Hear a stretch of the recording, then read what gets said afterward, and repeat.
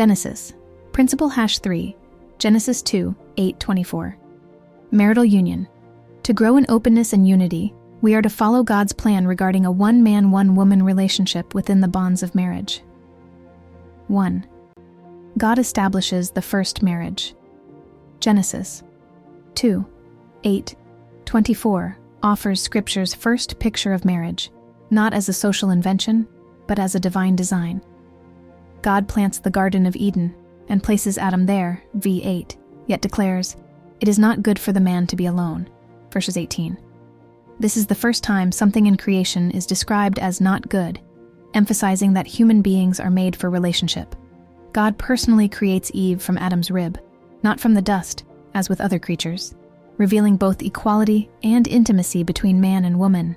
Adam responds joyfully, "This is now bone of my bones and flesh of my flesh." This poetic exclamation celebrates God's answer to humanity's need for companionship, mutual support, and unity. 2. The divine model, one man and one woman. Genesis 2:24 explains God's intended blueprint for marriage. "Therefore a man shall leave his father and mother and be joined to his wife, and they shall become one flesh." Here, God sets in motion the pattern for every marital relationship. Leaving, establishing emotional and spiritual independence from parents. Cleaving, forming a permanent bond of love and fidelity. Becoming one flesh, experiencing complete unity in body, soul, and spirit. This verse defines heterosexual, monogamous marriage as the foundation of family and society. Jesus reaffirmed this in Matthew 19:4-6, declaring that marriage joins a man and woman in an inseparable covenant. What God has joined together, let no one separate. 3. The purpose of marital union. God's design for marriage is multifaceted. Companionship. It is not good for man to be alone. Genesis 2:18. Marriage fulfills the relational nature God built into mankind, reflecting the relational character of the Trinity, Father, Son, and Spirit living in perfect fellowship. Partnership. Eve is called a helper fit for him. The Hebrew term ezer kenegdo means a corresponding partner, equal in value, different in role. Together man and woman steward creation and fulfill God's commands. Genesis 1:28.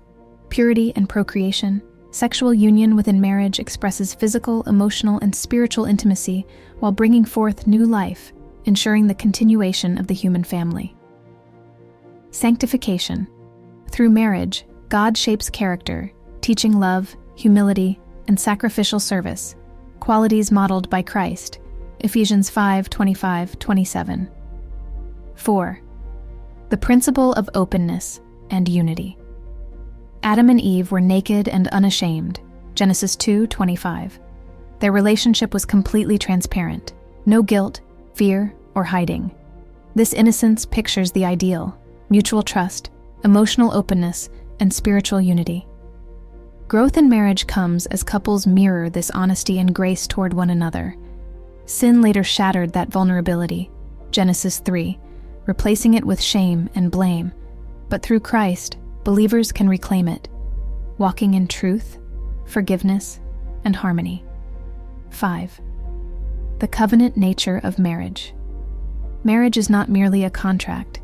It is a covenant before God. It reflects God's covenant faithfulness to his people. Malachi 2:14. It illustrates Christ's love for his church. Ephesians 5:31-32. It is meant to be lifelong, fostering unity, joy, and shared purpose. By following God's plan, a husband and wife experience the deepest form of earthly union, two lives knit together by divine design to reflect his glory. 6. Living the principle. Honor God's design. View marriage as sacred, instituted by God, not culture. Pursue transparency. Cultivate openness, forgiveness, and emotional honesty. Commit to unity. Guard against division through prayer, patience, and self-sacrifice. Reflect Christ's love. Marriage should visibly represent the covenant relationship between Christ and his church. Summary. Genesis 2:8-24 teaches that marriage is God's ordained union between one man and one woman, built on love, partnership, and covenant loyalty. By growing in openness and unity, couples honor God's original design and reveal His faithful love to the world.